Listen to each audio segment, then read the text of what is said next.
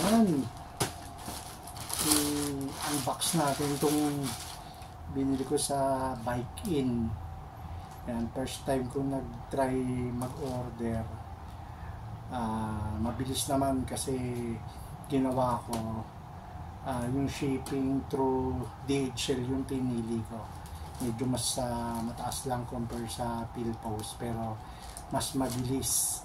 Bali 3 days lang nandito na yung in-order ko sa Bike In. I-check natin na yung legit talaga siya. Ayan, yun nga. So, okay, open natin. Let's see kung ma-excite ako kasi ito yung shoes na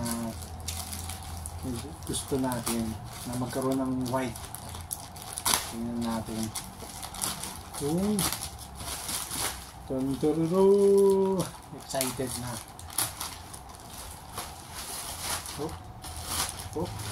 Anong brand to? Ayan. Size 10.5, size 45. Ayan, size 45 yung sapatos. Tingnan natin.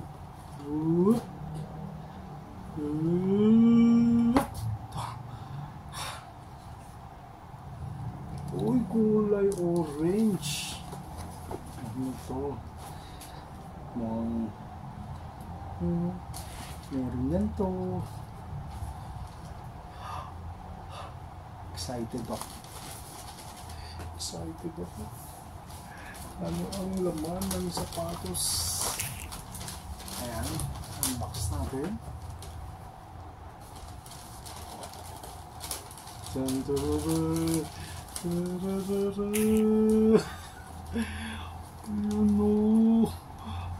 Maganda naman.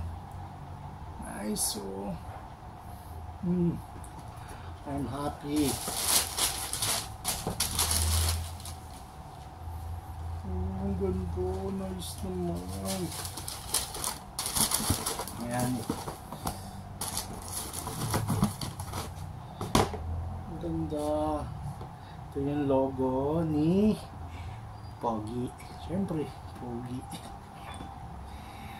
Nice. Ang ganda. Look at the sole. Ayan. Magaang. Ayan. Ito lang yung ating review sa Bike In. Legit siya.